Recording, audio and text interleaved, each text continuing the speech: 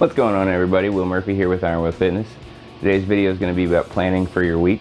It's Sunday, so it's meal prep day. You're going to want to make sure that you got your meals prepped for your work day during the week. You don't have to prep your breakfast and dinner if you don't want to. I don't like to. I like to cook my breakfast and dinner right when I have them, but I do recommend that you prep your daily meals for while you're at work and away from home, so that you don't have the temptation to stop at a vending machine or go to fast food. Or, I mean, if some of your colleagues invite you out to lunch or whatever, then you'll have something to eat that's healthy for you, instead of having to eat whatever place you go to or whatever. It's a lot harder during your work day because there's some bosses aren't cool with you taking breaks to eat and things like that. So having like a meal and a snack for your workday, a meal for lunch and a snack for like a piece of fruit or something like that for like midday or something, can help curb hunger problems or anything like that. And also, if you eat a piece of fruit or something like that before you have a meal, that can help satiate you and make you feel full faster, so you don't eat as much during the meal.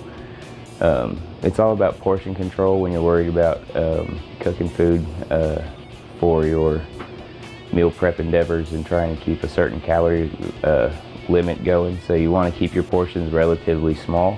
You don't want to have just super big meals. Now, if you want to have like just 2 really big meals in the day, you're going to have to keep in mind that you're trying to get to probably at the very least 1,500 calories. So you're looking at like having 2 750 calorie meals. If you're trying to get to 1,500 calories with 3 meals, it usually takes 500 calories per meal. Same idea with 4. If you take in 4 meals, you're looking at I don't know, what's 750 divided by 2?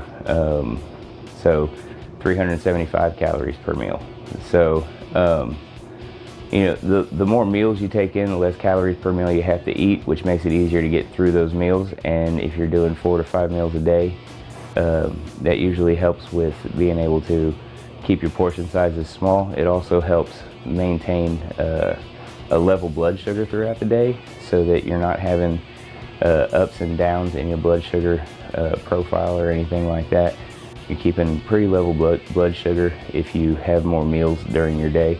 If you're only having 3 meals a day, then it starts here, and you have 1 meal, your blood sugar goes up, and then as you wait for the next meal, your blood sugar goes back down, and then back up when you have the next meal, and then back down until you have your next meal.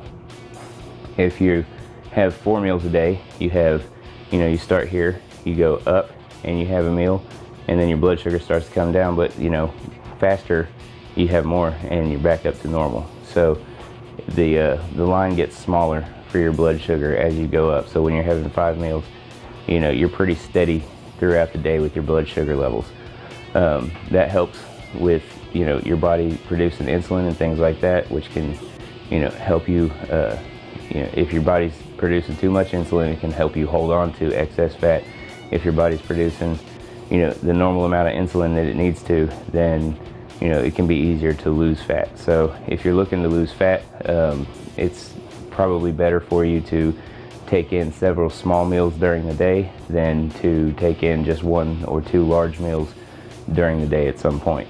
Now, that being said, there's not a lot of scientific research that says anything about that. As a matter of fact, most scientific research says that as long as you get your calories in that day, you're good. So like if you like intermittent fasting and things like that, then having a meal in the morning doesn't really matter to you. So you start eating about noon and you eat till about 8, like intermittent fasting says. You got 8 hours on and 16 hours off, and 8 of that 16 should be you sleeping, and the other 8 should be from when you wake up till noonish, or 1 or 2, and then you have 8 hours to eat.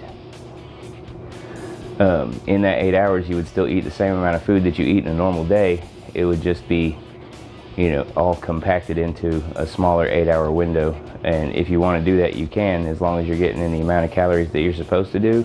I know a lot of people have problems with eating breakfast, and it causes issues for them. as far as they feel like, oh, well, I'm supposed to be eating meals all day long. Well, you don't necessarily have to. If you want to try intermittent fasting, it's basically the art of skipping breakfast. So basically you sleep all night and then you wake up in the morning, you don't have a meal, and around noon or 1 you start eating, and you have 8 hours to eat, and then about 8 or 9 you stop eating and get ready for bed and things like that, and then continue on with your next day following the same procedure. So if you don't like to have breakfast, I suggest intermittent fasting, or just pushing your meal times back a little bit and starting with like maybe a pre-lunch meal or something like that, like around 10 o'clock in the morning. So basically I'm saying as long as you get your calories in during the day, you should be okay. But if you'd like to space it out so that you're not constantly full the entire time and you don't feel like you're bloating or anything like that, then that's also a good choice. So like as far as fad diets go, I don't recommend fad diets. I recommend eating all day every day. But if you don't like breakfast and you can't wake up and find yourself hungry, then it's okay to skip breakfast and just still try to get your calories in throughout the day after that. But making sure that you prep your meals for during the day at work so that you don't get tempted to go off track or anything like that. Also, with planning for your week, you have to consider what times you will be working and whether you want to work out in the morning or after your day of work. A lot of people like to work out in the morning because they feel tired after they get off work, which is fine. As a matter of fact, there is some evidence to show that working out in the morning will burn more calories overall during the day. So if that's something you're looking to do, maybe working out in the morning's for you. If you're just not feeling like waking up and getting sweaty or anything like that, then going through your work day and then doing your workout is probably better for you. And I get asked a lot, which is better, working out in the morning or working out in the evening? And it really doesn't matter. Whatever works best for you, whatever's most comfortable for you, as long as you're getting yourself in the gym. If you can't wake up early in the morning, a couple hours before work, and go to the gym and get home and shower and eat breakfast and all that before you go to work, then possibly working out after work is going to be what's best for you. Now again, you don't have to eat breakfast, but like I'm saying, if you don't want to wake up and get sweaty and then try to get a shower and go to work, that's understandable. I don't like to wake up 2 hours before I go, 2 to 3 hours before I go to work either. I like to wake up closer to about an hour before I go to work, just so I can get around the house and get my normal things done and then go to work. But some people cannot work out after work. They feel too tired and they just want to go home, and that's an issue you're going to have to take care of yourself. Definitely something to work on is getting off work, and if you don't work out in the morning, making sure that you go to the gym at night. Telling yourself you're not tired, things like that, taking a pre-workout. And understandably, you don't want to take a pre-workout in the evening time knowing you have to go to bed in the next 4 to 5 hours. So the hard part is just getting on that routine. Like if you get on a routine where you get off work and then you go to the gym, you're going to be better off than trying to force yourself into the gym just randomly on every other day off or whatever. So make yourself a routine. Either get up before work and go to the gym, or get up after work and go to the gym. Also make yourself a routine with sleep. You want to get home, you want to get your stuff done, make sure everything's done, make sure everything's set up for the next day, and then go ahead and go to bed and try to get 6 to 8 hours of sleep for the best recovery possible so that your muscles can grow and your body will take care of fat loss for you. All that being said, this is your Sunday video. I hope you have a good day. Your workouts will be up shortly, and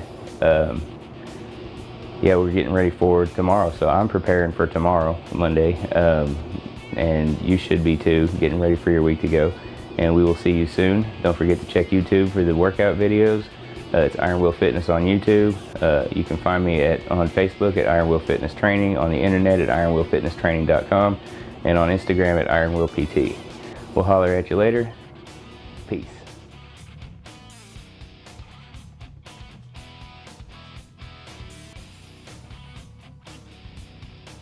For our beginner overweight obese program today, we're going to just be doing walking. You'll have 25 minutes of walking because you're not doing any other kind of activity today, so this is the activity that you need to go and perform. If you do it on a treadmill, try it up in the incline to like 0.5 or something, just to do a little bit something harder and different. But have a good day, get your workout in, and we'll see you tomorrow.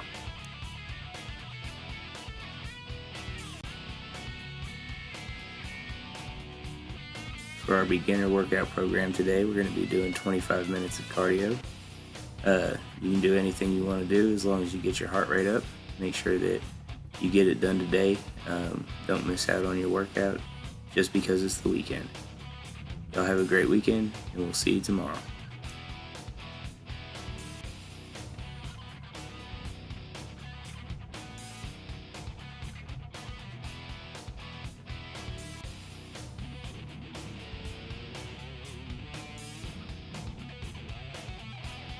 It's cardio day for our intermediates. We'll be doing 25 minutes of some type of activity.